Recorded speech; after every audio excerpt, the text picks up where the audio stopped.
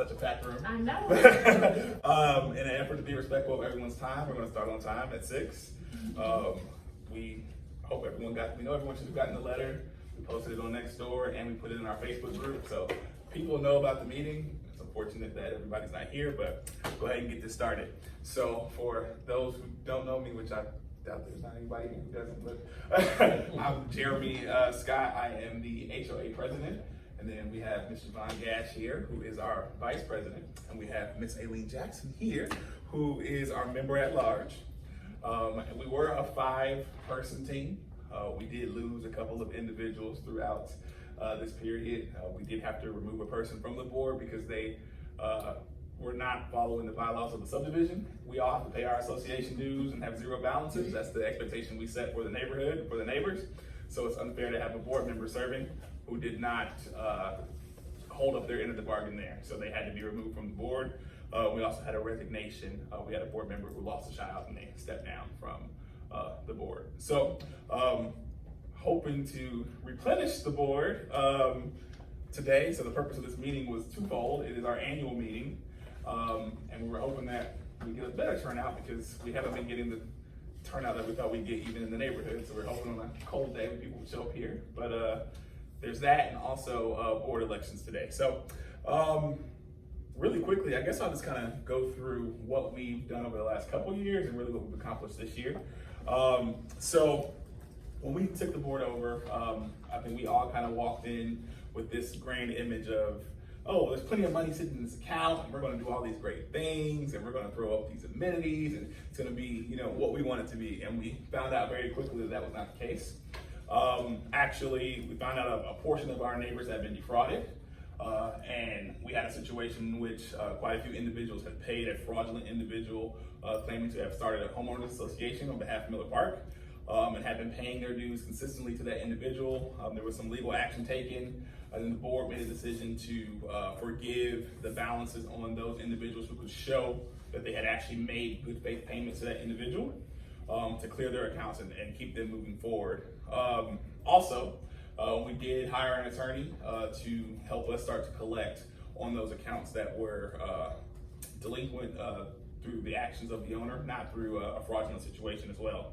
I think we walked into it a little naive, but I think we learned a lot along the way and are definitely better for being on the board. Definitely glad that we got the opportunity to work together and get to know each other and know neighbors. Actually, there's some more people coming in right now.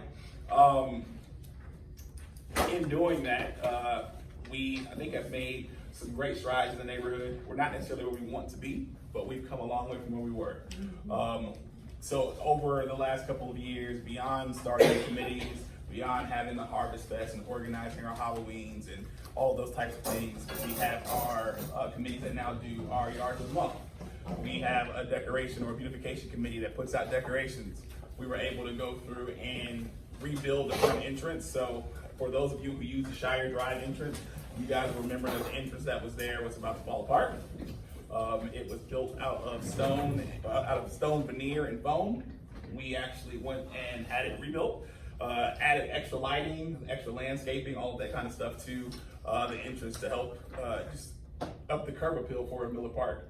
And that was a laborious effort on our behalf because we had to be very creative in how we did that. I think the quotes we were getting were $35,000 was the highest quote. The lowest quote we got was $25,000. So the board kind of took it upon ourselves and got creative and started looking for individuals who have particular expertise. And we found a master brick mason who had an electrical contractor he could bring in, and we ended up getting that entrance rebuilt for about $12,000, just because we took some unique routes to get it done. Then we also hired one of our neighbors, Ken Fluker, to go ahead and add additional lighting. So not only did we get it done, we also used people in our neighborhood to get that done. The signs that we put up, a lot of people are talking about cars speeding through the neighborhood, and it's still an issue. We know it. One of the things that we tried to do was get a traffic study done in the subdivision, but those islands in the roadway are actually considered traffic calming devices.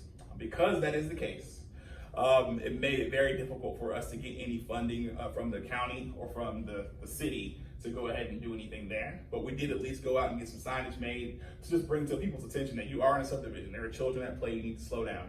All those signs are procured through a neighbor of ours as well. So we try to keep everything in the neighborhood as much as we could. Our neighborhood watch t-shirts, etc. Additionally, we completed the first phase of landscaping. We had plans to do more, but there are monetary reasons as to why we didn't get there.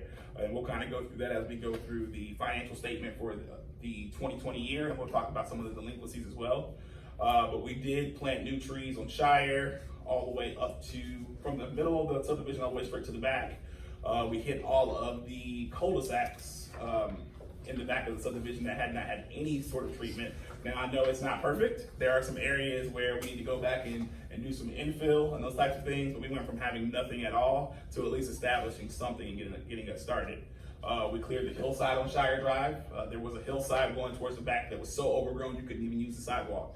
So we had that cleared off, had that landscaped, did the whole mailbox area. We painted all of the mailboxes up front. So for those of us that live in the back of the subdivision, we have a kiosk mailbox system. So we did put some plantings and added lighting and signage there. For those who live in the front, we went ahead and had all the mailbox posts painted. That's not something that the HOA is responsible for, but we felt like we're putting cost and putting funds into the mailbox area in the back, which the HOA is responsible for. We wanted to make sure that we did something for the front of the subdivision as well. So we went ahead and painted all of those mailbox posts.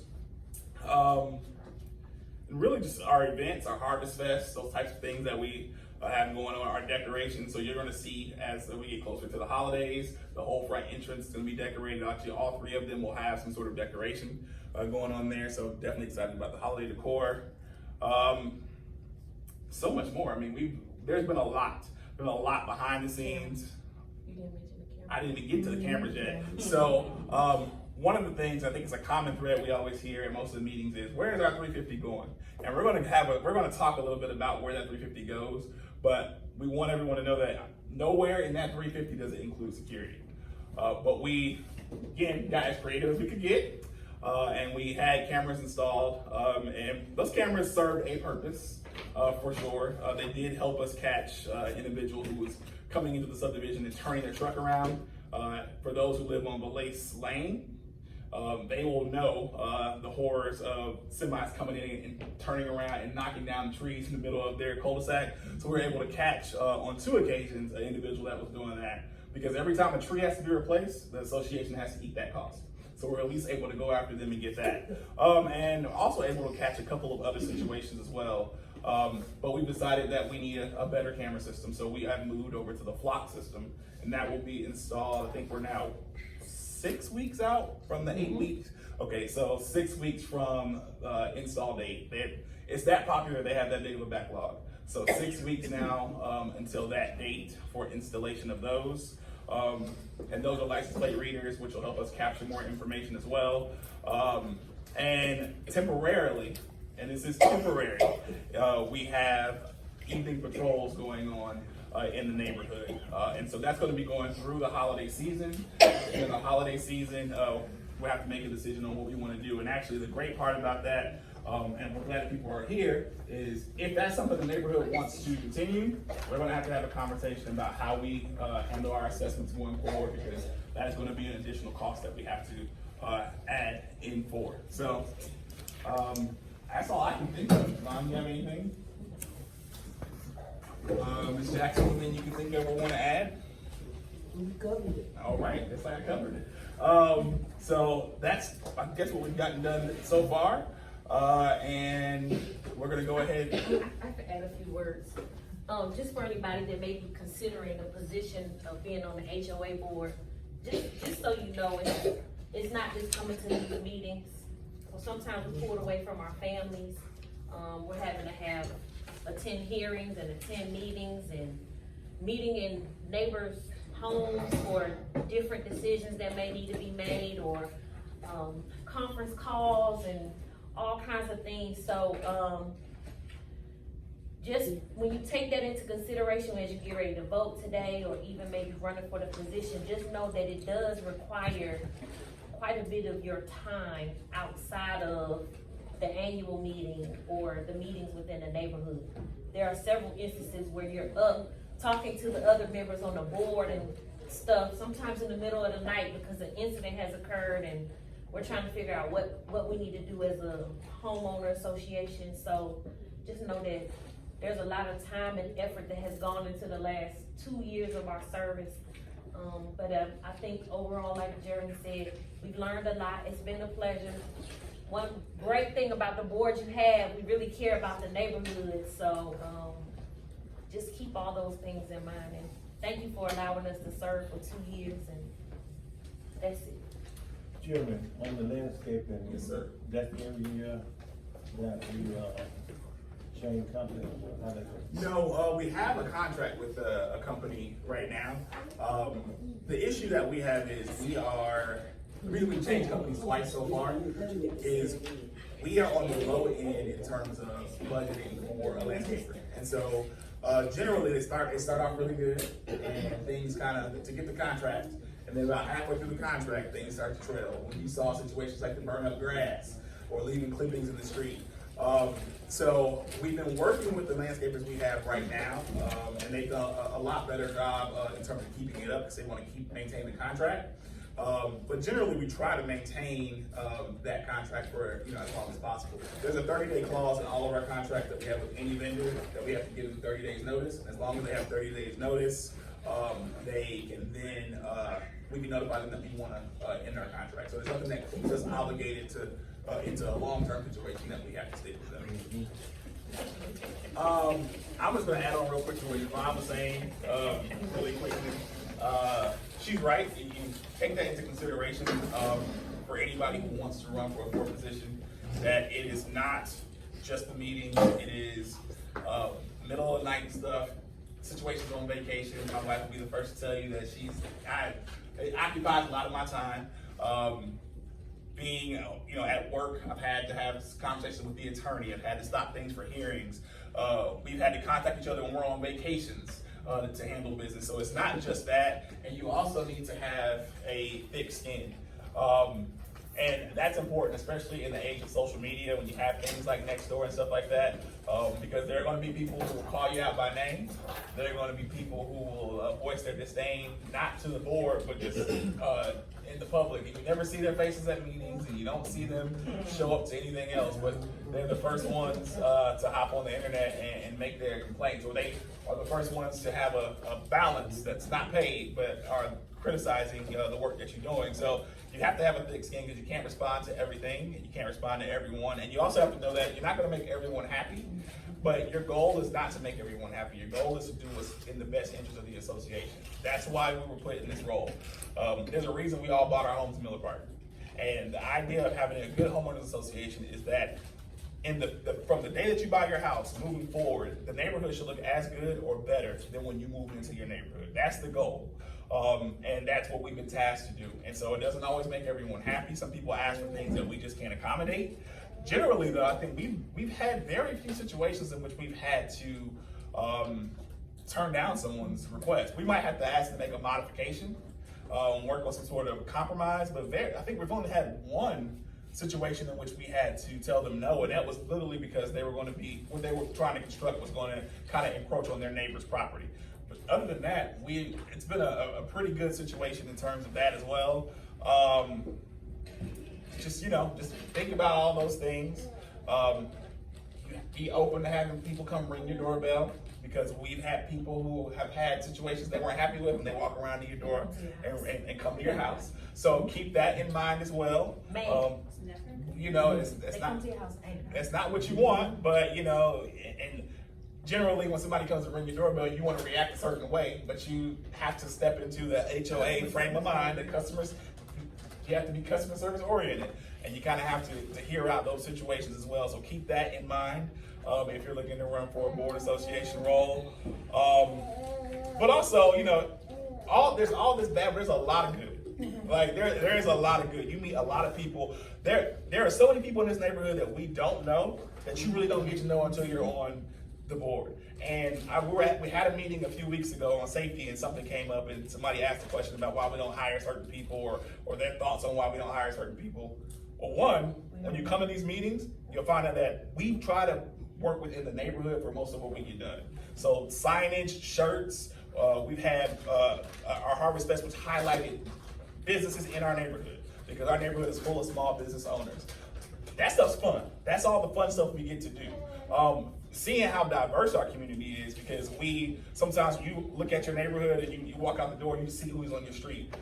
We have everybody from different nationalities, different religions, that all live in our subdivision. And when you get out and get to know people, you realize, wow, we actually live in a much more diverse neighborhood than we would even think. And that's been something that we've gotten to find out just being on the board, because we have to interact with individuals about different issues or different requests. So it's been fun to see another side to Miller Park that we don't all see, because we're not always out, at each other's houses or getting to know each other. My hope and prayer for the next phase of Miller Park as we move into the future is just continue to grow as a community, getting to know each other. We live there. Let's all play together. Let's all get to know each other. Have our children grow up together. That's my hope for Miller Park. But it's going to take all of us to do it. So that's my little soapbox spiel. I am done with that. I think if there are any questions before we jump into the financial statement for 2020 budget, I think after that we'll talk a little bit about delinquencies, and then we'll figure out what the next step is from there. Did everybody get a financial sheet before she goes over? And while she's passing that around, we sent out a resolution earlier this year, or I guess a couple months ago, and it was a twofold resolution. It did two things. It put limitations on rentals in the subdivision. Does not stop rentals. The idea is to put a cap so the neighborhood does not become a rental neighborhood, especially in the midst of a very likely recession. We have to be cognizant of that we don't want our neighborhood to be targeted by investors. So it establishes that. The other thing is, right now our neighborhood does not allow in-ground pools, does not have pools of any sort. That resolution is to allow, as long as you get proper zoning and permitting from the city, to allow the use or installation of a pool. So if yes or no, there's no pressure on what you want to do, but we can't make a decision on which direction it goes until we get at least 67% of the neighbors to sign off. So we did bring some copies here. I know some people have sent them in, but if you have not sent them in, before you leave, if you wouldn't mind signing or whatever your decision is on that, so that we can move that resolution along as well, that'd be great. Other than that, turn it over to you. Hello, good evening, everyone. So I'm Karen. I'm gonna go over the proposed 2020 budget, and it's proposed because there are still some adjustments to be made. When I came on board with Exclusive at the end of September, I wasn't aware of the security cameras and things of that additional funding. So on the back, I just basically have it how your assessment is broken down for the year. Going through general maintenance, and even like the landscaping, like a lot of these numbers to me just appears to be off. And so, yeah, because your landscaping is definitely not $1,000 for the year. And it seems like $1,000 for the month. We're paying $1,500 a month. Right.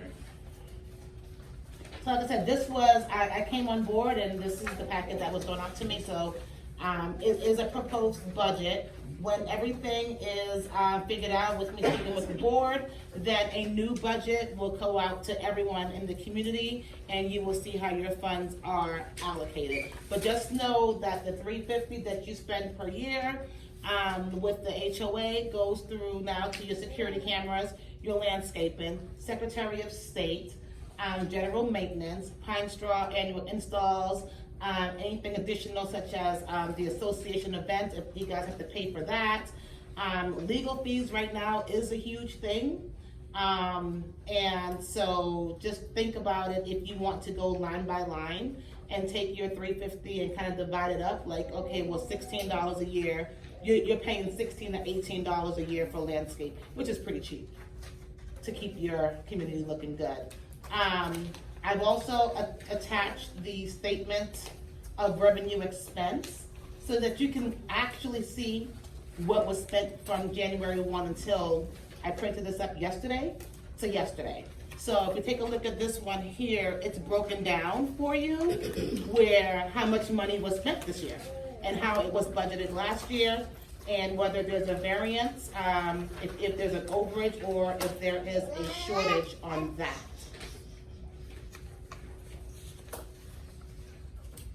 I also have the balance sheet attached, which lets you know how much money is in the association's bank accounts.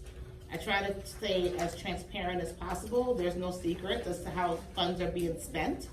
So if anyone ever have any questions, you can always reach out to the board, or you can always reach out to me. Okay. You said that you wanted to go over the delinquency? Yeah, so, Karen and I had some conversations this last couple weeks. And one of them was when we were starting the process of finding a company to handle the security patrols. And that's when we really had to have a real conversation about our financials. Generally, we try to keep our reserve budget at over $25,000, and there's a reason for that.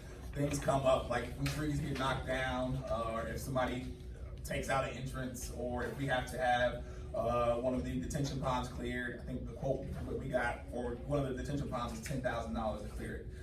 So they're very expensive, but if it backs up and somebody's house starts to flood, the street starts to flood, we have to clear that. And so we have monies in that account for those emergency purposes that aren't necessarily budgeted in our regular budget. We did have to tap into our reserve to cover some of these temporary patrols. Because again, there's no line item for that. Before we hit the delinquencies, the stuff that our 350 covers, and I talk about this at every meeting, and I know it's like a broken record, but I have to say it at every meeting. Our 350 is designed to cover our professional management, landscaping, our utilities, our insurance, what else? Taxes, our attorney fees. There is some money that obviously goes towards like your landscaping costs, all those other costs that are kind of built in, and then there's a certain amount that you want to put into your reserve account every year. Just like our personal savings, you want to put some money in your savings every year. We want to put some money in our reserve account every year. And by money, I mean like a little bit of money. We're talking like a few $1,000s. We're not even talking five or 10 that hit that account every year. I know that we have not been able to contribute to the reserve account for probably the last 2 years. We just been at operating, and that was largely in part due to the new homes that we're selling in the back, because they had to pay their initiation fee, and they also had to pay their first year's fees at closing.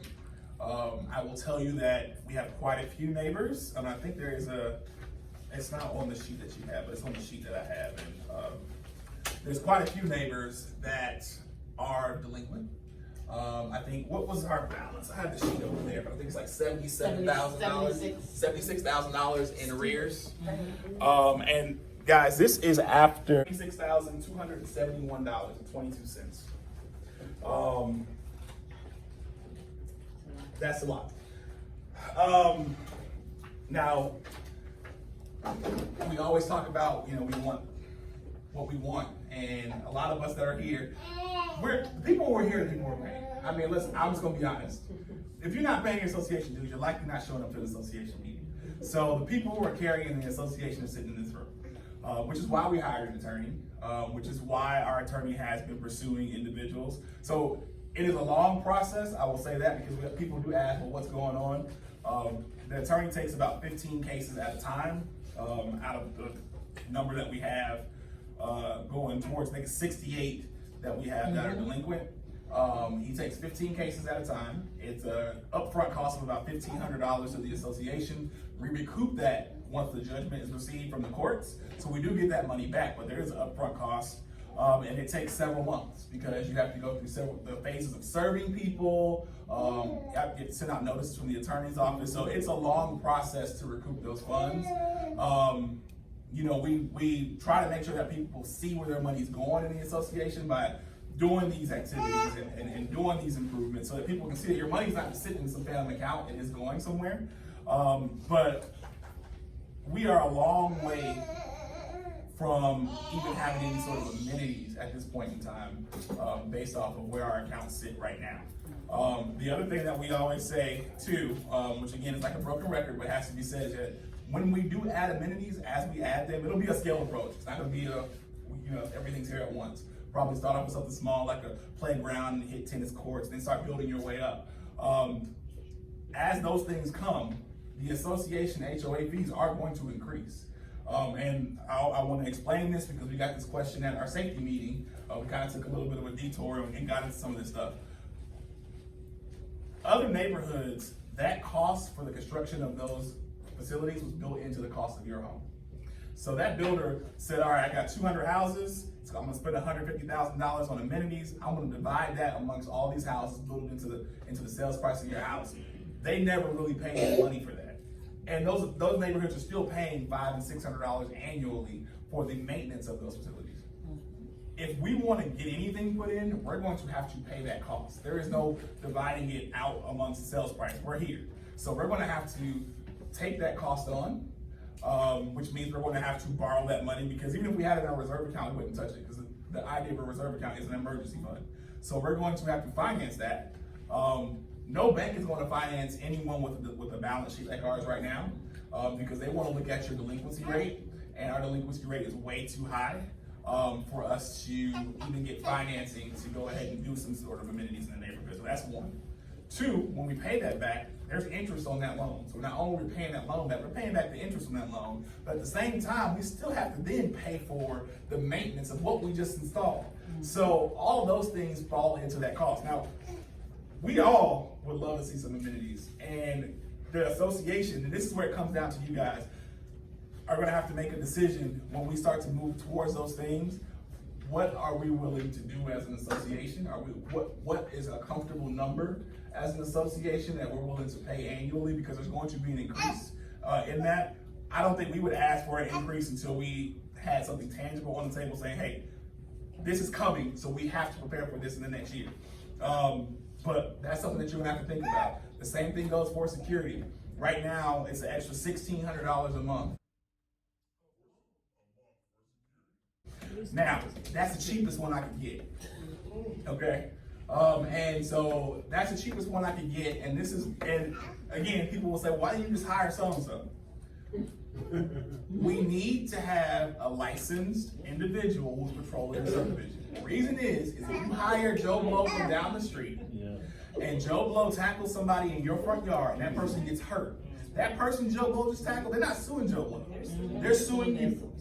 So we had to hire somebody who has their own liability insurance, somebody who is a professional. We also don't want somebody that's out here,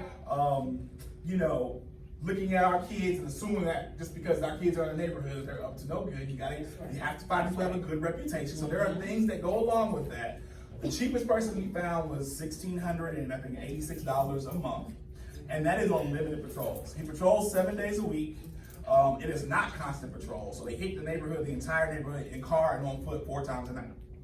And it's between the hours of, and we're putting this out here, we do not want to put this on next door because people can ask me on next door what the hours were. The hours are 9 to 4, okay? Don't put that on next door. The reason we say that is because there are people who live in the neighborhood or do not live in the neighborhood, because there are people who have moved out who I still see have Miller Park next to their name when I see them post on next door, who will have access to that information when we post it out. That's one reason why we created a closed Facebook group that you had to get permission to join, so that I'm an admin and Rashad's an admin on that group, so that we know who is being added to the group, so that we can try to limit the exposure of what's coming out of Miller Park going to the masses. So with that, they come from 9 to 4. They do, like I said, each patrol consists of a driven patrol and then an on-foot patrol. They take photos, they check empty cars, and they actually send us a report every day that shows us what's going on. That does not mean that during the time that they're not there, something could not happen. But the idea is that this is a deterrent, that somebody who's riding through Miller Park sees that they are proactive in having some sort of security, and hopefully will keep them from coming back. Now, get on that whole spiel to say, that's for limited coverage. Now, people were asking for, we want 7 to 7, and we want people in the neighborhood from 7 to 7. We don't want them to leave. Some people ask for armed security, just to have people there consistently from 9 to 4. If we didn't have that broken up over just the 4 visits, it was like $2,500. That's for the same hours. And you add 7 to 7, and then you throw in armed security, which is a whole other set of liabilities. We're looking at $3,000 to $5,000. I got a $5,000 a month bid for security in the neighborhood. So we have to think about, okay, what we want. Now we have we have because my mind's like the flock cameras. Those are actually gonna save us some money, so that's a good thing. They're gonna save us about $1,000 a year. They will be in 6 weeks. So it was an 8-week period when we had the last meeting. We're 6 weeks out from the install. And like I said, they're that popular that it's taking 6 weeks to get put in. They are solving a crime, I think, like every 10 minutes. Those are the license. Those are the ones that not only record, so what they do is, if they say there's stolen cars in the neighborhood, and that car's been reported stolen, they capture that information. The DeKalb County has a partnership with Flock. That information with DeKalb County knows it's stolen cars in this neighborhood. Let me go to this neighborhood. If you have a car that comes in the neighborhood, they have their plates on, and what they drive through during the day, and then they come to commit their crime, we often find those cars don't have plates on them. They take the plates off when they come in. Flock looks for vehicle-specific information. It can pick up a sticker you have on your window and will log those things in a vehicle profile. So you can take the plates off your car all you want. If you got that Tweety Bird sticker on the side of your window and it catches that Tweety Bird sticker, it's gonna add that to that profile. We can now go back and say, this car with no plates has been in here before, here's the license plate number. And we can go back and give that information to the police so they can go and track that individual down. So the system works. But again, we're a little ways out. We still have our old cameras. We worked it out so that those old cameras are ending as the new cameras are coming in. I think we actually have some overlap. So we'll have both cameras in, I think, for a period of time. But the cameras are significant, in the fact that they have proven results. There's some tangible information out there you can look at. If you guys have questions and want to know more information, I will send you the Flock information. There's videos, there's news reports about them. It's such a big deal that the city of Tucker has just, they have a district, we just put 10 more in, just for their businesses so they can capture who's coming in and out of their businesses. So, a significant system. The information is safe, just so you know, it doesn't just all go to the police. It's not just like a thing that just pushes it. If a crime happens, DeKalb County has to ask us to push that information to them. Unless the system picks up a plate or a vehicle that's been reported stolen or reported as a part of a crime, that's the only time it automatically will trigger and send that information over. Other than that, they have to say, this happening in the neighborhood, can you push the info from this time period over to us? And then we can do that. So, and Jeremy, you can also add that you can opt out as a neighbor as well. Yes, you can. You can opt out of the program. So there's a list that allows, which some people, you don't have to do it, but there's a list that if you want to put your plate in so it knows you're a resident, it doesn't essentially record your comings and goings because you live in the neighborhood, you have the option to do that, but you can also opt out of it. It doesn't matter. That stuff goes into the vehicle profile, which gets deleted every, I think, like 14 days, 30 days. And if you commit the crime, it doesn't matter because we won't need that information anyway. Yes, What ma'am. has been the crime rate between 9 and 4 o'clock since you have security? We just got it this week. Oh. they just started doing their first patrol on Halloween night with their very first patrol. I'm just wondering, Yeah. has there been any activity that's happened since that? They haven't picked up on anybody coming in the neighborhood. They do have an SUV that's covered with all their security stuff on it. So if somebody is riding through the neighborhood, they're just riding through. They haven't seen anybody actively getting out and checking vehicles. And I'm assuming if they are coming through there, that's deterring people because they see that there's some security there. So this is, it only has been on effect for 1 week. It's only been in effect for 1 week. So we won't know anything for a few weeks to see, what's kind of happening. And what about the light that keeps going out in the back there? When that's gonna be fixed? Which way? Right across from your house. The one, the one on, yeah, I put in the thing for that one. They came out and fixed it. They said it's fixed. I put another one last night. It's not fixed. I know, because I went outside last night to take the trash out and it went out. It's not fixed. Yeah, so I'm aware of that one. I put one in for that one again because I took the trash out last night when the light was on. And then by the time I turned around, the light was off. So, yeah, so I'll make sure that I follow up with them on that one. Because there was one out, I put in two. I put in one for Jackie Street. They fixed yours in there. Yeah. So they were supposed to have fixed them both, but obviously they left us in the lurch. So I'll follow up on that one. Where are the block cameras, or where would they be? Oh, at each entrance. So there'll be 3 cameras, one at each entrance, like we have right now. We have 1 camera at each entrance. Now, the security car, is that a marked car? It's a marked car. Okay. And just for people in the room, just know that that's an annual cost of $20,280, and what we're currently paying for that security. For the bottom level, From 9 to 4 from 9 to 4. It's $20,280 a year. a year, and mind you, we only collect in, if we get everybody's association fees, $63,000. So I just want everybody to, I like to see big numbers so I can make sense for people who really don't understand finance and accounting. It's a third of what our budget is. Any other questions? Okay, so that took me off of that to the link. So let me get back to where I was headed. All right, so, yeah, so we talked about all that stuff. We have to make a decision. Like I said, our attorney is working with those who are delinquent.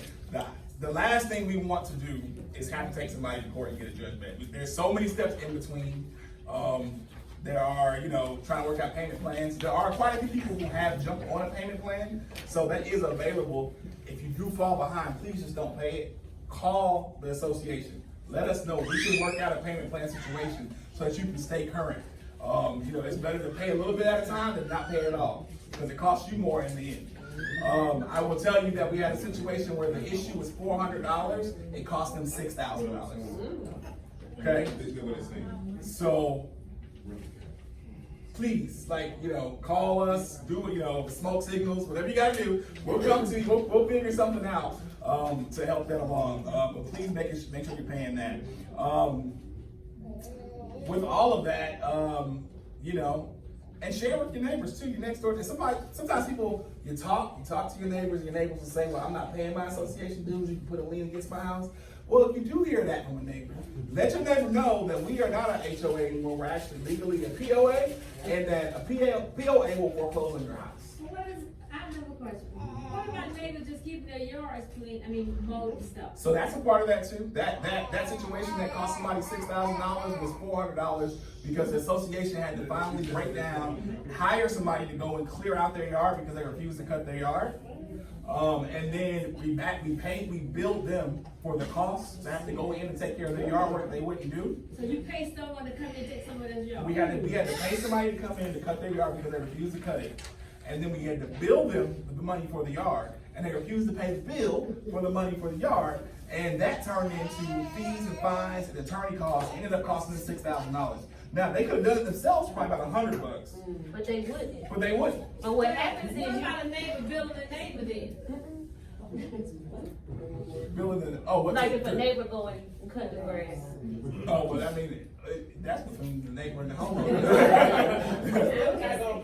If you wanna keep your property looking nice. I've had to cut, you know what I'm talking about, because Yeah. I had to cut somebody's lawn, I'm not gonna say who, but you know what I'm talking about. And this is the other part of that, is that people get tricky when it comes to those type of yard situations. What happens is, so people get a notice, and they go and take care of their yard. Or they take care of it just enough between the time that a letter comes out and keep missing those notices. Or they take care of it until that time period expires, and then when it starts over again, we have to start over from square I was one. just wondering if y'all was sending out notices. Oh yes, I don't know, you might not have seen on next door, but we've had some very upset neighbors who got notices about their yard. Very good, I can see Yes. that I've been living around your lady about that kind of stuff. Well, let's make this clearer too. A lot of those people that you see, they have been notified for months. Okay. And what has happened is, now that the attorney has gotten involved and the $4,000 has turned into something else, now they want to take action. But the sad part is, you had almost 12 months maybe to work on this issue that you keep getting notified about, and you haven't done it. Thank you. So, but just know, you can see it in this budget, or the fees and stuff that the attorney, a lot of that is because they've been sending letters and notices to individuals to try to get them to conform to the HOA. So how often do we send you letters? So a letter goes out every 30 days depending on your violation. So the process before it even gets to the attorney is you get a warning letter, you get a second warning letter, then you get a fine. At the third letter, we now have the attorney saying, all right, when they get that fine letter, we want a letter to come to the attorney's office as well. The attorney has to send 2 letters before he actually can start taking over the case to go into court. The other issue is the fines have to build up to a certain number before a judge will see them. So our fine structure is low enough that it's significant enough that somebody should want to take care of it, but it needs to be a couple months fines before a judge will actually, or even a magistrate will take it. $750. Yeah. I mean, she don't get that kind of letter, 'cause I cut that key. I know. And that's what happens too, is because, and thank you, because I live across the house and cut, so I appreciate that. But because it gets cut, You saving them. you save her. Yeah. So it's like you want to do the right thing by your neighbor, by the neighborhood, but you also, want people to be held accountable, and it creates a tough situation. But so that's the series of things that happens. The attorney, once they send their letter, then there's a lien and a suit at the same time. You get the lien on your property, there's 90 days. The court says you need to have at least a period of 90 days on that lien. 90 days on the lien. At the end of 90 days, if you've not satisfied that lien, then you go to court. That's when the suit happens. Then when you go to court, at that point, then the judge or the magistrate will award a judgment based off of what's happened. Now, because we're a POA, like I said, we can foreclose on your property. That's not what we want to do. The judge will decide what happens. That's just what is legally allowable. That foreclosure can happen. There is somebody in the neighborhood who's been sued for foreclosure. So there are people who have let it get that far and are willing to lose their house, because remember, when you close, some people have mortgages, some people don't. I wish I didn't have one, but for those of us that have mortgages, it says second to your mortgage company is the HOA. So when you sign that at closing, you're acknowledging that you're allowing them to essentially come and foreclose. Now legally we couldn't do it because you weren't a POA. Now that we are a POA, we can foreclose on your property. And it's unfortunate that people have allowed it to get that far. But they have. And don't get me wrong, everybody can have hard times. Nobody's absolved from struggle, okay? At all. But it's a matter of just saying something. If you're having a hard time, say I'm having a hard time and I need to work out an arrangement. Don't just not do it. Say something in order for people to step up and be able to help you. But it's also your responsibility as a homeowner to do what you have signed up to do. That is to take care of your home and to pay your association dues. And so we are doing everything that the bylaws allow us and that the law allows us to do in terms of addressing any situations where people have open violations, as well as addressing any situations of delinquency. So that's where we are.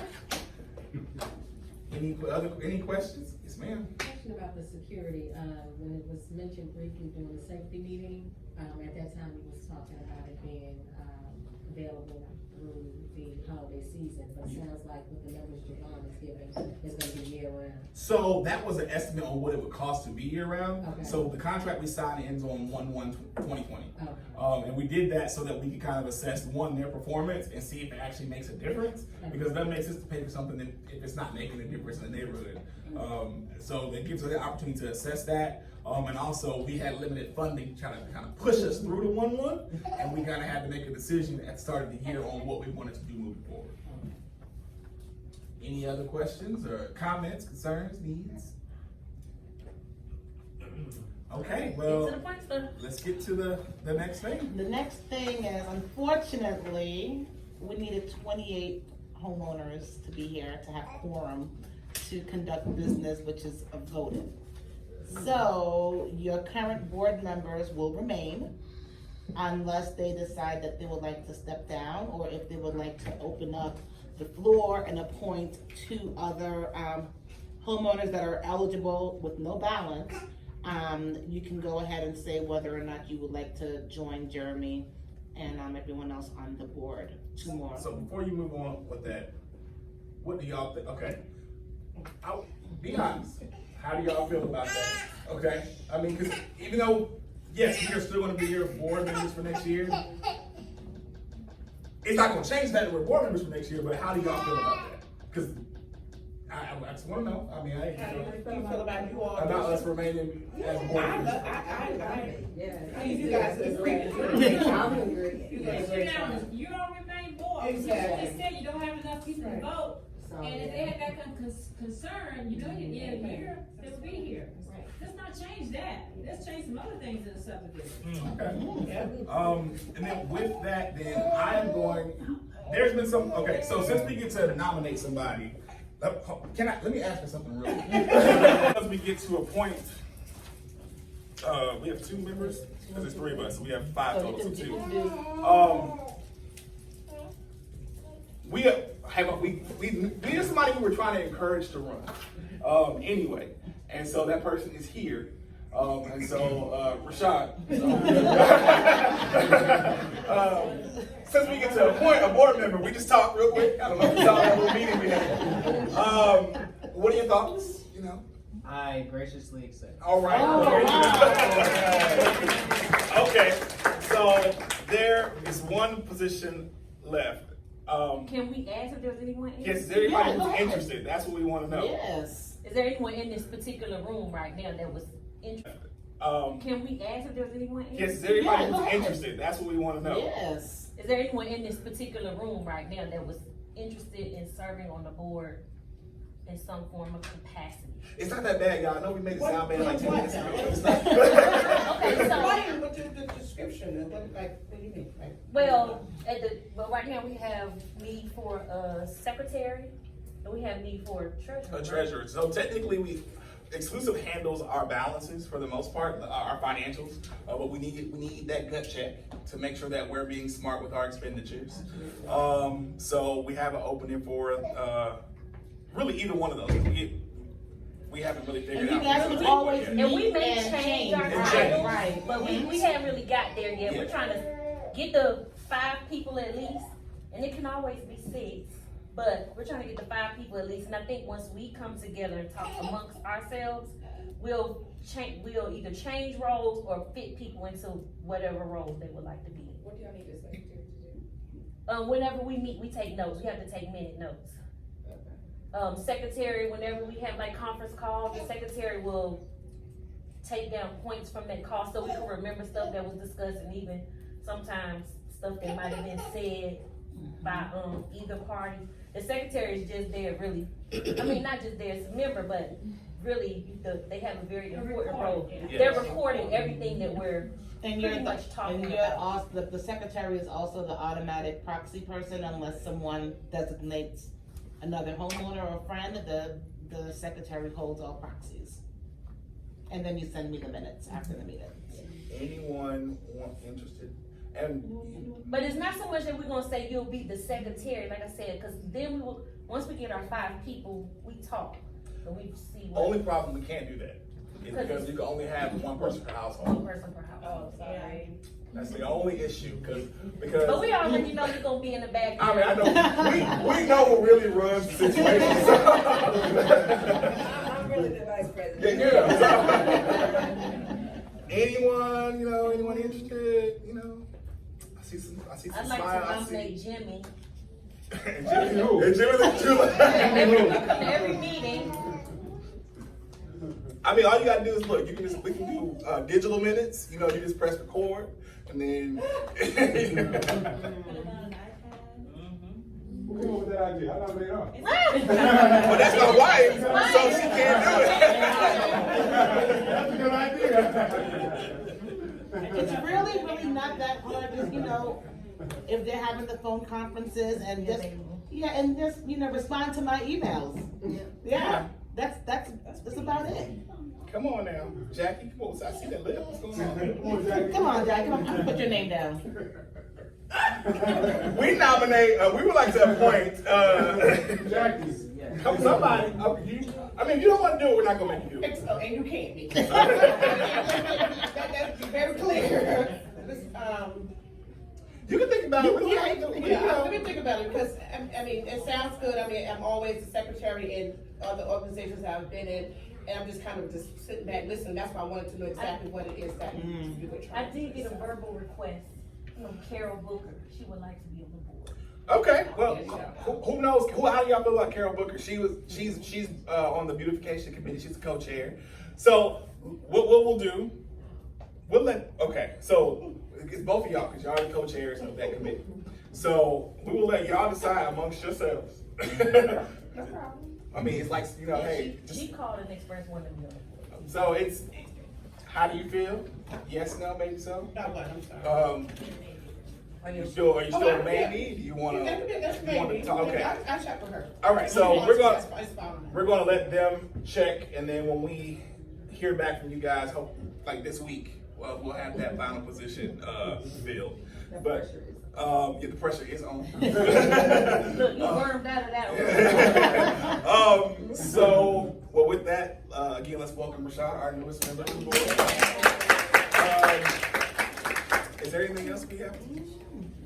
Okay, so, are we good on time? Yeah, we did. Okay, so real quick, because this is our annual meeting, let's take like this last 10 minutes and figure out what is your guys' vision for Miller Park going forward. We always talk about this is what we're doing, but we want to hear from you. What do you want to see us do moving forward? And from there, that gives us some direction to kind of build off of. So, you know, we'll start right here. What's your vision for Miller Park? Want to be safer? I'll put safety.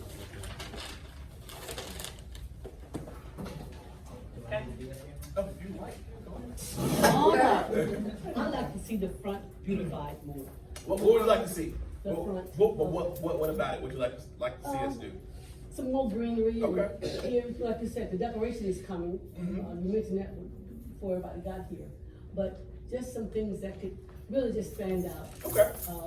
I guess when they rebuilt it, they really didn't put too much back. We dug up a lot of stuff that was there, Right. and we didn't put a lot back. You're right. Yep. Okay. Okay. I'm sorry, I missed that. Greenery at the end of the More season. front landscaping. We have a beautification committee. Next. Jump on that. I just think we need to engage our other neighbors a little bit more, and so some events. I mentioned to him about more about Yeah. door to door, you know, just to kind of see who lives in the community, kind of get them out to love them here. Okay. I agree with the events. You know, I think the block parties or something like that, you know, like you said, in order to engage more neighbors and to meet each other more. And that way we just become more of a unified community with those kind of things. Right. No, you take the floor. What y'all gonna do with that little space further down the street on the hill, y'all cleaned it off? Why would you use that for something? What space? Be a little more At the specific. top of At the the top neighborhood? of the neighborhood. Oh, Down we to the just next one. don't have the money. Wait, at the top. Wait, I'm confused. The Where? parking lot. Oh, the parking lot area up front? Oh. Is that what we're talking No, about? not the parking lot, this is. Meals for on the the green area. Yeah, green area. Yeah. Oh, so we planted a whole bunch of plants that died, and so No, but what's, besides planting plant, what's gonna be used there? there's nothing that can be used there. That's all runoff. I wanted to put some benches. That Yeah, is a plan for us to yeah. put some wrought iron benches out there, so that when families walk, cause there's a lot of traffic That that walk. you can have a place to sit, maybe read a book, maybe congregate and talk to your neighbor. I was trying to figure out something we could do with that space, and that was the idea I came up with was, You asked about beautifying, I thought maybe putting a gazebo out there. So if you talk about that area, so coming down that area down, like, yeah, right where she's at. Okay, so the hillside is not really much you can put on the hillside because it's not stable, other than for what it is, it's compacted dirt. The area past the mailboxes where we planted those bushes that died, or we're planting those, you can't go down in there because that's a ravine, that's runoff for stormwater. So really it's kind of like it really is kind of like just the park benches. Because I know the hill you're talking about now, up top of that hill, that's all tree root and stuff. It's actually not stable ground, so that's what we don't want people like even climbing up there. It's just stable enough for what is there, but I wouldn't put like a structure up there. Okay. This is my engineering mind speaking. This is not. So it's not a piece of land that could be used to build on? Yeah, that's a good question, because my question would be, Jeremy, do we own that land? Who owns that land? We own that. That's ours. It Okay. belongs to, Everything that is considered open space, if we touch it, we put like, if we're putting like pine straw and stuff on it, it's because it's ours. So we own that, we own the whole front area. We actually own quite a bit of land that's just unusable. I was So, gonna say, I would think you could do something with that piece of land. I come from a farm. Mm. And so, I know you can do something, now, it may cost more, but that's a start for a community center right there. That, you talking about that little hill right in That's between? little hill. That hill is not little. That hill goes back to the. It goes back into the Right. fence, yeah. You have to envision what you can do with that spot. Well, that's something we can look at. You can have somebody come out and say, hey, That's where you need to, I mean, up front, in the entranceway, don't just put flowers out, put something that's gonna stay, like put azalea, they'll come in the spring of the year. Then later on, someone gonna put out, maybe like this time of year, put out some pansy. You put out things that could generate back, and then you add to the next year, that's called beautifying. So Herman, our neighborhood landscape, he's not the landscape our neighborhood, but he's the neighborhood landscaper. He does a lot of yards in the neighborhood. He's actually gonna help us with our floral selection, because that was actually a question that came up at our safety meeting about what the plant that keeps coming back every year.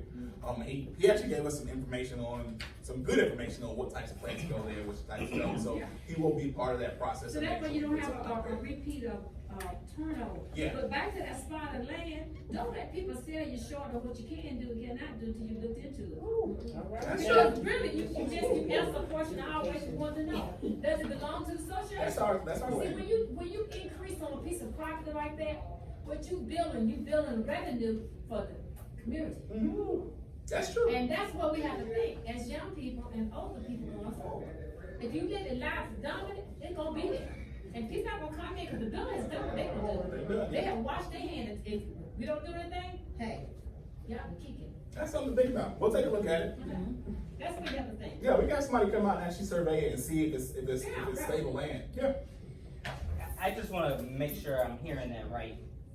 I'm hearing a business mind going on, almost like a farm. Yeah, I work at the. You plant something, you get something down in there, use that land, and you can make revenue off of it. Is that what I'm hearing? Yes, Alright, yes. so then that's another revenue stream. We're counting 182 houses times 350, that's revenue, right? People ain't paying, cool, let's find another alternative source. So I come from a business background, it's all about portfolio, so multiple streams of income. I like where you're thinking, we'll think about that. Yeah, that's something to take a look at. I will tell you, I don't think the land's buildable. And I'm just telling you that because I'm a mechanical engineer, that's what I do. I don't think the land's stable. I would not put anything there, but I will not tell you that we're not gonna have somebody come out and take a look at it and survey it for sure. But it's worth taking a look at. Yes, and we'll tell you something else too about that. Sometimes people will come in and survey and tell you that because they don't want you to go forward. That's true. So you can't turn everything face value. Oh, that's true. Well, I'm gonna go down, when we bring somebody in there, I'm going in there too. Thank you. I'll make sure I see what they're surveying. Yeah. Anybody else? Put some waiters on. Jack, oh, sorry. Yes, ma'am, I'm in the back. I know that there have been a bunch of people surveying in the subdivision, not necessarily for the subdivision, but because of all of the creeks that are back behind us. I'm way in the back, I'm all the way like the last houses that we get back there.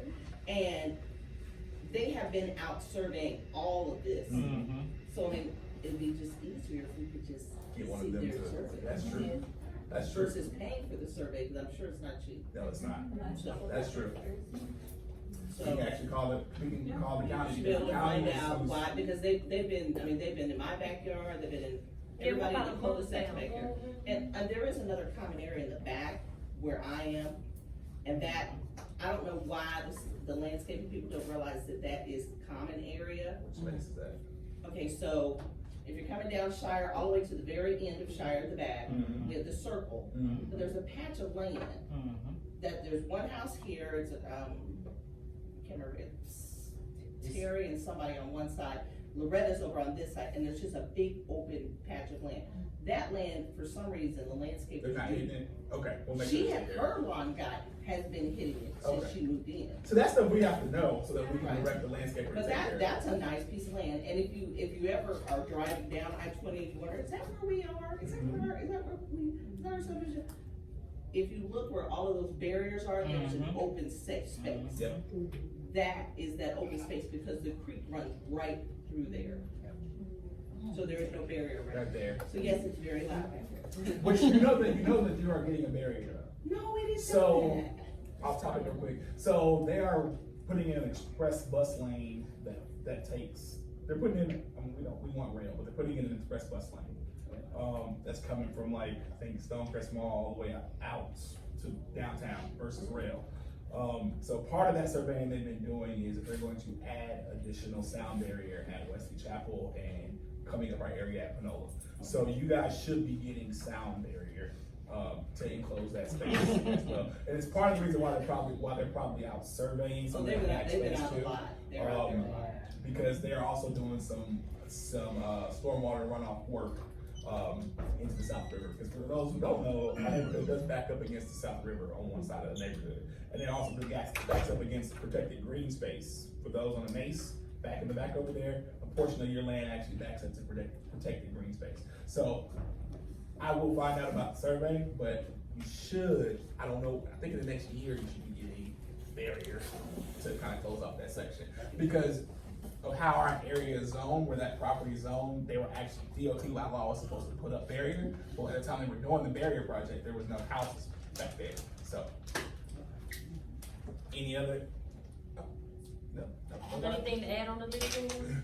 Yeah. I think we need, more lighting in some areas. Okay. We don't have enough, especially the one in front of my house, trees are cutting and you can't hardly see the light. And also, I know that we talk about. Question. More lighting, meaning quantity, or better lighting, meaning enhanced? Either or, I don't know. Maybe LED or something? I think quantity. Okay. Because More the front of the and, neighborhood is already LED converted. The back of the neighborhood needs to be swapped over to LED, which we're on the list for that. But that tree does need to be cut back too, because I think that's blocking some of that light, coming from. in the front of the neighborhood? Also, I know we're talking about our yard, but, your yard just don't stop at the curb, we go in the road a little bit too. Yes. Because you have these, cracks that's on your road, you cut your yard, but you got grass coming up and, in the road. Yes. And the grass You need to coming out. spray it or do something, cause that don't look good. The Yes, neighbor on the corner, yes. Yeah, in the sidewalk. I have actually gone out with my own personal spray and walked the neighborhood and sprayed cracks, where the weeds are growing up in the sides of the road. So yes, please, that is part of that. Yeah, and, I think everybody said this, but everybody pay, and pay what they need to pay, then we're gonna do a lot of things in the neighborhood. So, that's what I like to see. All right. I have something. I personally like to see more smiley faces.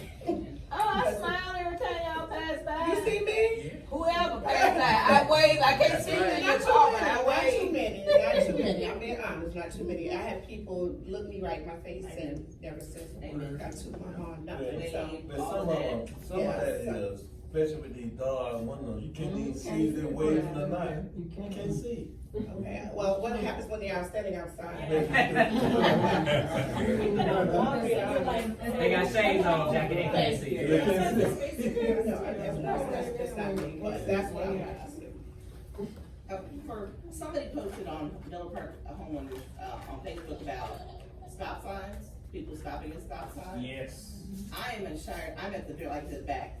When I come up, I gotta tell you, there's been a couple days that I've been plastered 2 or 3 times. Nobody is stopping at stop signs.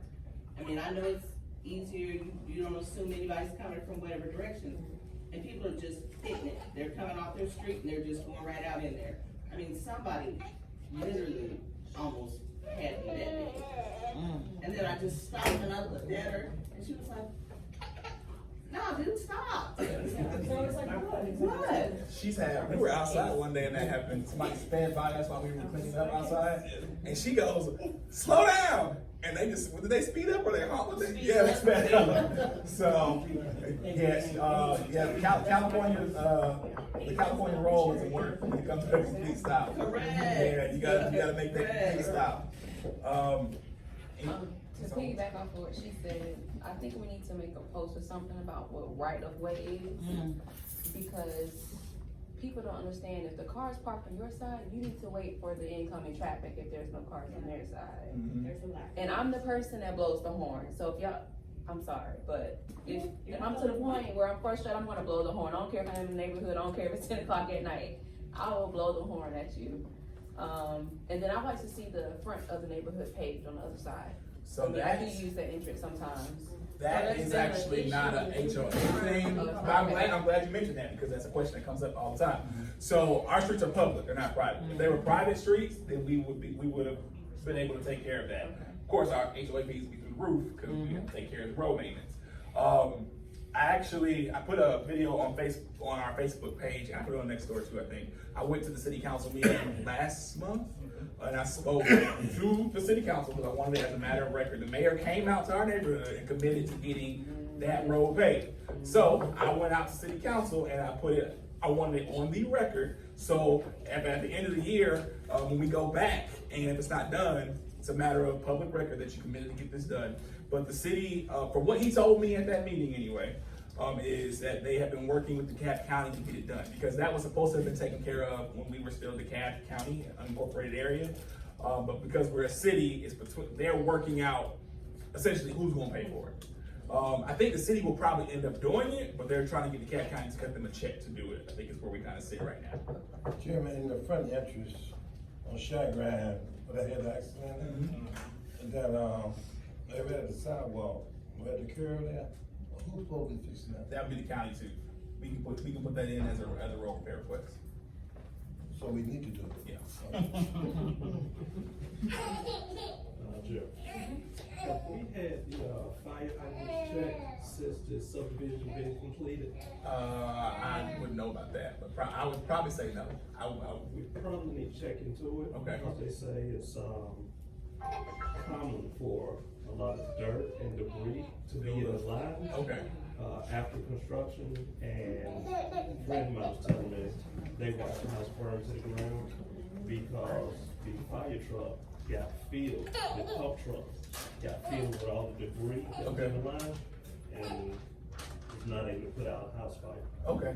So that's something we need to have. And that's also the county's thing. That's the county, but we can call the fire department and find out who we need to talk to specifically to see if they can come out and check those lines. George Southern. George Saint.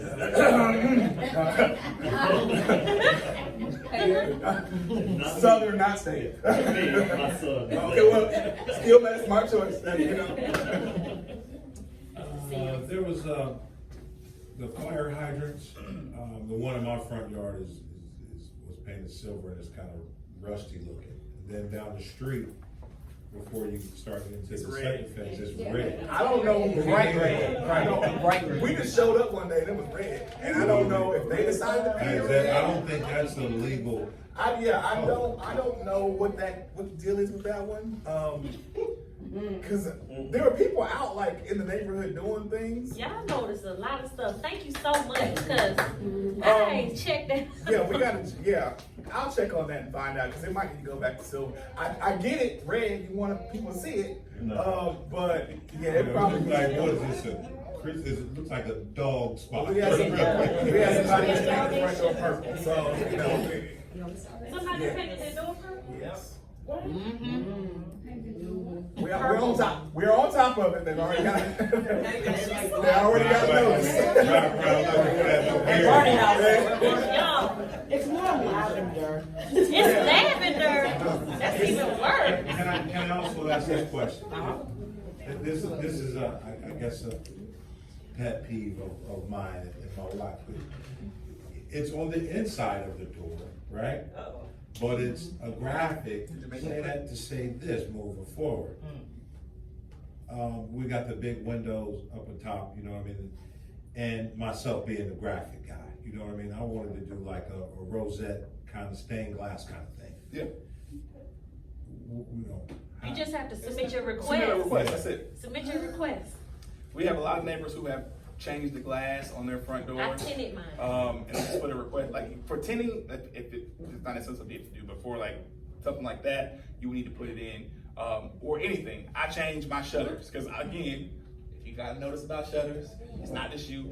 She painted hers, I had to tint, I took mine down because they were so raggedy, from the sun beating on them, and put up cedar shutters. But I had to go through the same process. I had to put in a letter. Hey, I had to remove myself from that situation. The board sat and talked about it and said, you need to fix this, change that. And I had to follow those requirements to put up my new shutters. So same thing goes for that. If you want to put up a stained glass or the sort of like applique, you just put in, you would need to attach a photo of what it's going to look like, where you intend to put it, and then you just put in your request. And we try to put those around in 72 hours if we can, unless it's something we really have to meet on, like we want to put a driveway in or something like that. Anything else? This is an opportunity for all the questions. Oh yeah, you can go. Oh, yeah, you got to say. Oh, you want to speak? Yeah. Oh. Can we go home? No. So I have a couple things. So, from a church, I was raised in church. There's a directory at most churches, not all. It'll be good to know who. It goes back to knowing our neighbor. I like to see a church directory, not church directory, neighborhood directory. And you can spotlight your businesses, right? So if you're the sign guy or landscaping, any type of home business, this is a way of making economic empowerment from our own neighborhood. Two, so I'll write directory. Yeah. So when you say directory, you mean like something printed out? Doesn't have to be printed. We're all on Facebook now. It could be electronic, but there needs to be a way for us to click on the icon, be able to see things. Who lives in which house? Nextdoor does that. If you click on the picture, it tells you the address, phone number, email, how many kids, how many y'all. Unless they say their privacy settings. But maybe there's a way to push out, we're trying to do this via Nextdoor, and somehow a link that would pull it all versus having to go. I would connect with Jackie, well, you're a board member, so I would connect with Jackie. Jackie actually started that process. Okay. And the issue she had was getting people to get recruited. So I would connect to her to try to get the information she has, and then you can build off of the stuff that she already has, so you can start from scratch. Perfect. Another thing I would like for us to do is, I don't know, it might be called soliciting, but we knock on doors and talk to our neighbors, right? Everyone's not technologically savvy, we understand that. Just knock on doors and see what people are going through. Not that they're gonna spill out their whole hearts to someone who knocks on their door. But, I used the example in the front of the neighborhood. There was a neighbor whose house was damaged because a car ran into it. And then, other neighbors weren't technically aware. Not that they should have been aware, but we gotta understand that we're a neighborhood, and if we know our neighbors and know what they're going through, we can sympathize and empathize with them. So I don't know if it's a campaign where the board and neighbors just go around and do, daily checks. How's it going? How you like the neighborhood? Surveying. I mean, it's almost like a campaign. And when you do that, you build the grassroots movement that people are like, hey, they're out here doing stuff. And then they get to shake your hand. It's really all about that. And I think we got to get back to doing that. I think it's going to take a lot of work. And I'm even a part of that. But I think that's something that I would like to see. All right.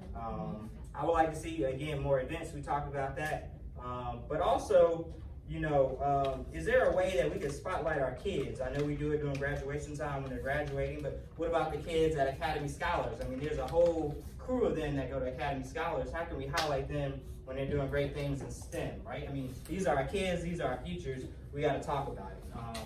All of that type of stuff. So what type of highlighting do you want to do? I'm not sure what that looks like. We should talk about that as a community, but I definitely think when there's a kid, who's going up not just for football championship, but spelling bee, that we can somehow, I don't know if it's a newsletter or what, we can highlight it. I was gonna ask, is there a newsletter? I'm totally ignorant of it. I have no idea either. But yeah, you're a member of like a women's club or whatever, they'll do like the spotlight, and I said, did someone have a baby in the neighborhood? I'd like to know that, April 2020.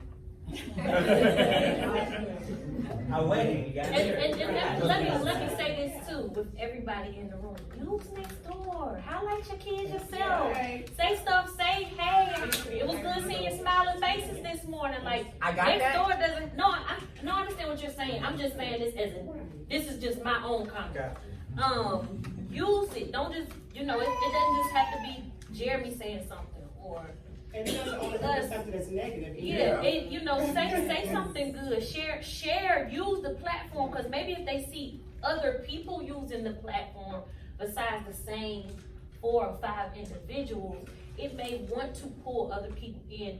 I'm just specifically speaking about this platform. They may want to use the Nextdoor a little bit more because it's not the same people speaking on it. And Jackie, you used it at one point in time. Actually, I think you highlighted Rashad on there at one I point. highlighted when I did the baby yeah, last year, so, I you know. highlighted thank yous for my anniversary. Yep. So I But that highlighted was part of her That's hospitality hospitality, committee, yeah. that's what So- she does.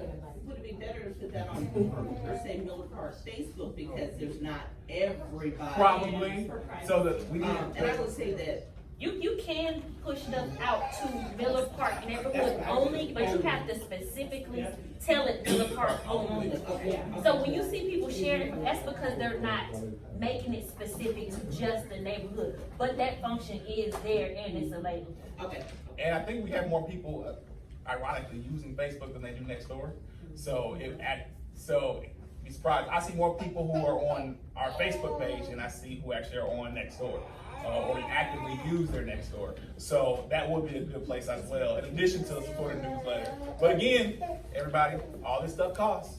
Every time we send out, every piece of paper we print, it costs. Every time we send something out, it costs. So part of that hold on a second. Part of that is we have to continue to engage our neighbors and push them to help us be solvent financially so that we can continue to do these things. Because we have the desire to hold these events. I know that you asked me earlier this month, or I guess last month now, about what we're doing at Harvest Fest. Because the Harvest Fest was fantastic last year. And It was my fault. I had a couple deaths. she had some things going on as well. But from a financial perspective, to be honest, it was an either or. It was either or we were going to get the security or we were going to have a Harvest Fest. So all those things play into part as well, is that we want to do this stuff and we will find a way to do this stuff, but we got to make sure we keep the entire picture at play as well. Can I say something? Yes, ma'am. Just to piggyback off of Sean. The newsletter is really inexpensive because we can do it electronic. If we're gonna do door-to-door campaign and We meet can our get email neighbors, addresses. get the emails and then set it out. We gotta get them engaged. That's the only way forward. I think that's a great idea. I think so. I agree. Now, if y'all keep the same energy when we recruit for going knocking door to door now. I told him I'm willing It to can't go. just She did. She actually said that the message Me she and sent. She Jeremy did say and that. Rashad and Miss Jackson. It can't just be us four. Cause I tried it one time and I got to like house number 10 and I was like, I'm tired. Cause I'm a talker and that's the thing, you talk. I don't have a way to limit my time. So we can phase it out, 10 houses a day. We're gonna make it happen. We're gonna make it happen. New energy in the room, we're gonna make it happen. Question, concern? Really quick, Jeremy, just going back to safety. Yes, really ma'am. quick, The picture that you posted on Facebook. Yes. Did you give that to security? Cause it's around this time for him to come back. He makes his rounds. Oh, the guy, no, but I can send it over to him. He probably Yes, needs it. okay, yeah. The guy that hit all those neighborhoods at once. I mean, he's Yeah. sitting all of them in that 3-mile radius. I'll send it over to our account manager to get the security guy. Cause I don't know if it's the same security guy every Okay. one, so I'll make sure that they have that image. Okay. One last thing, Jeremy, I talk a lot, sorry. There is another community space, and I don't know if it's usable, but it's in the back of the neighborhood, behind a Nays court. It just looks like it's some shrubs Oh, that's going back not there ours. now. Okay. That belongs to the county. Okay. Where? Don't even worry about it. It's that, so, Behind my house. behind his house, there's that whole, it looks like tall grass, and then behind it's like the trees, all that. Stuff from behind our house. So from your property line, from all of you who live on that side of the Nace and kind of that back side of Shire, from your property, edge of your property line on back, that's all county property. Which is why, as tall as it is, you don't get a letter saying cut it down, because that's not your property line. And they're not gonna come cut it. And they're not gonna come cut it, because it's protected space. They actually came one time, I don't know when you guys moved in, maybe before us. They came out there and did some work. One time, accessed it, And knocked it down a little bit, and then they left. So it's, now you can do cause Javon lives on the river now. You know, if you wanna make a path back there, that's up to you. We actually have a path back there, because it's very beautiful. I was like, so if you wanna make a path back there, that's up to you, so. Well, I actually, make sure if you call, like when I call, part of it's mine, part of it's the HOA, and part of it is the county. Like, it's like the little track back there, so, because I have really tall trees right there, I was considering trying to cut some of them down, fearful that they may come on the house. And they told me that my HOA owns part of that in the county, in China, and the man went really deep. I was like, okay, cool. So. All right, any other questions? I know we ran over a few minutes, or 20 minutes. Yeah, another thing, can we make this closer to our neighborhood? Love this church, first time here, gorgeous facility. We got some inroads, we know people with churches on our side of town too, not saying this is too far, but it ain't as close. You have a contact? Oh, absolutely. And also, maybe a little later or Saturday was fine. I don't know. So, yeah. Oh, we didn't choose it. Well, election night. Because we had to reset the board, this was like our last, this is why it happened this way. Because normally we do them on Saturdays. We tried to do them in the neighborhood, obviously the weather can't now, being light. We tried to do them on Saturdays, and we actually did try to move it forward to this past Saturday. We just didn't have the availability in here to get the space.